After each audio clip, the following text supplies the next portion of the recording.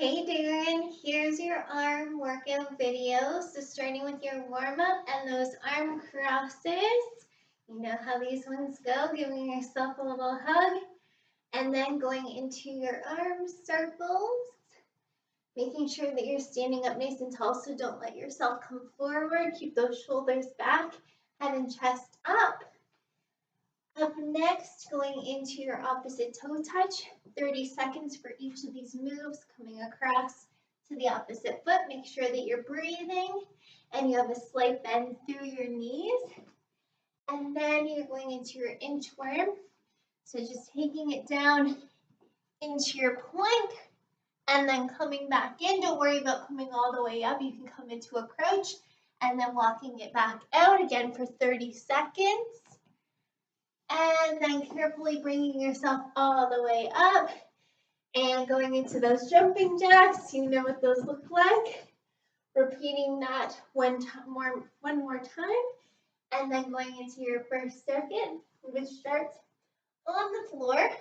So coming down to your mat for that narrow grip press to dumbbell extension. So this is the one where you're pressing up above your chest and then slowly taking it overhead, bringing it back over your chest, and then skimming your sides on the way down. Breathing. How would I breathe for this one? Breathing out. So breathing in, breathing out, breathing in, and then breathing out again, working those triceps and the upper back. And then going into a one-legged downward dog to plank. So coming into your downward dog here, hiking up your pants first.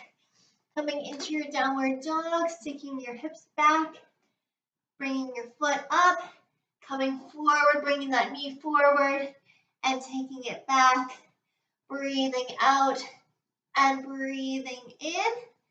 You can start with 20 seconds per side, and feel free to do an alternating chest press in between before you go to the other side if you want to give your wrists a little bit of a break. So you can do that one side and then come into your alternating chest press, which is just one side of your chest press, bringing it up nice and slowly above your chest, taking it wide, breathing out, and then breathing in.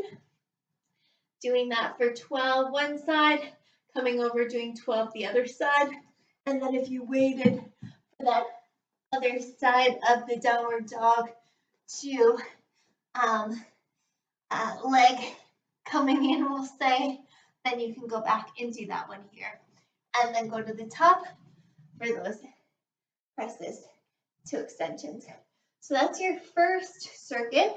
And then you're going to carefully, this is really important, remember you're always carefully coming up to standing after you've been on your mat.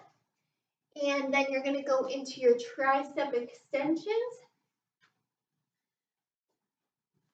So this is the one where you're tilted forward, keeping your shoulders back and extending through your elbow, not quite coming to 90 degrees here, really focusing on the back half of that extension so that you're feeling it right through your triceps.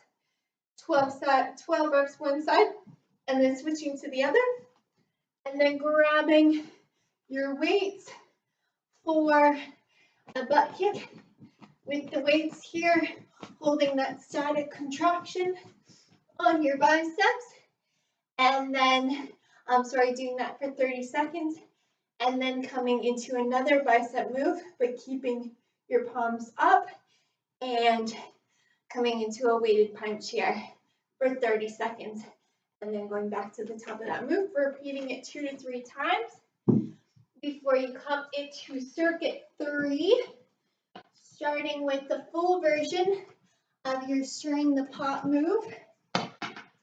So this is where you're coming up on your toes, finding that solid plank, and taking it around in a circle. 15 seconds one side, break, you're welcome to go into a child's pose with the ball here. And then, of course, balancing it out by taking in the opposite direction. 15 seconds over here. Next move, you're going into your Swiss ball L raises. So that's where you're attaching yourself to the wall. So just pretend I have a wall behind me, getting yourself anchored on the ball, and then pulling in, flipping it up, and then coming back to the top of the move. So 2 parts here, coming back into that L, flipping it up, squeezing those shoulder blades together, and then taking it all the way back to the top. And if that one hurts your lower back or you have any problems with that, remember you can always come up to standing. So nice and carefully coming to standing, and then just doing it from standing here, like so, if that ball's giving you any trouble. The last move, reverse plank with opposite toe touch. So you can either have your hands behind you like so, bringing yourself up. You can hold that if that's enough for you right now, or if you really want to test your balance, you're welcome to come across toward the opposite foot. Good challenge for the balance and the core, or you're also welcome to just do a knee in toward the chest, keeping those hips up nice and high and working those quads a little bit while you challenge your balance. That's it. That is your arm workout. So again, repeating that circuit 2 to 3 times depending on your time and energy. And then going into your stretch, starting with a lying T stretch. So arms up to the side, bringing your knees in toward your chest, slowly letting them fall to one side, holding that for 20 seconds, coming to the other side for that hold. Letting yourself relax, of course, on the ground. I'm just doing an accelerated version, and also making sure that you're always looking away from the knees, so looking in the opposite direction. And then going into your 4-point glute stretch, crossing your foot over the opposite knee, pulling in behind that thigh, feeling it through your glutes, letting everything else relax.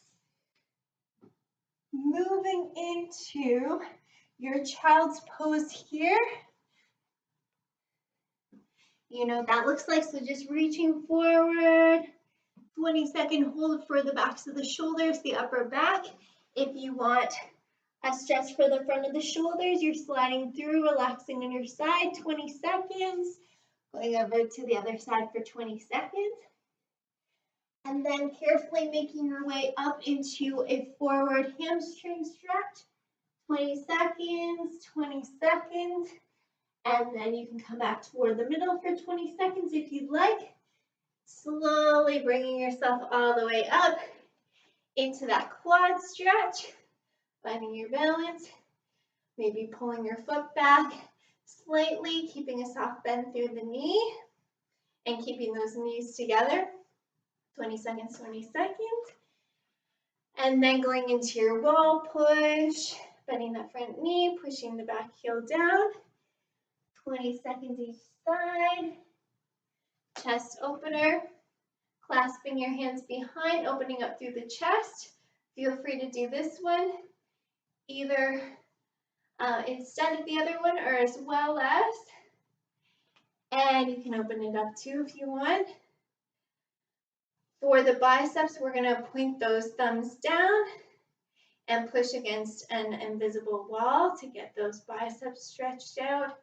And then moving into the triceps, just pushing that elbow down so you're feeling a stretch through the back of the arm. Very gently. You can also reach for your hand in the back here. And then you're welcome to end off with a neck stretch. So bringing your head down toward your shoulder here. 20 seconds, rolling it out around the front a couple times.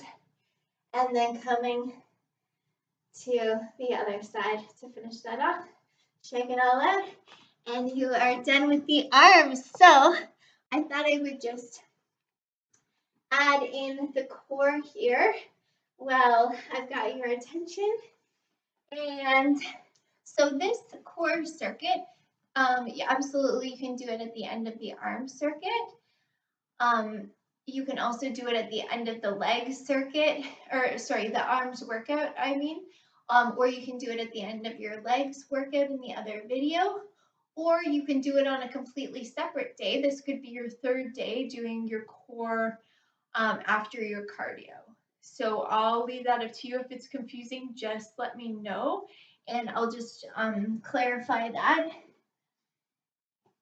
But your core circuit looks like this. So going into your V sit to start, remember you want to keep your chest nice and open. So if you want to just gently have your hands behind you, still having that tension through your core, you're welcome to do that.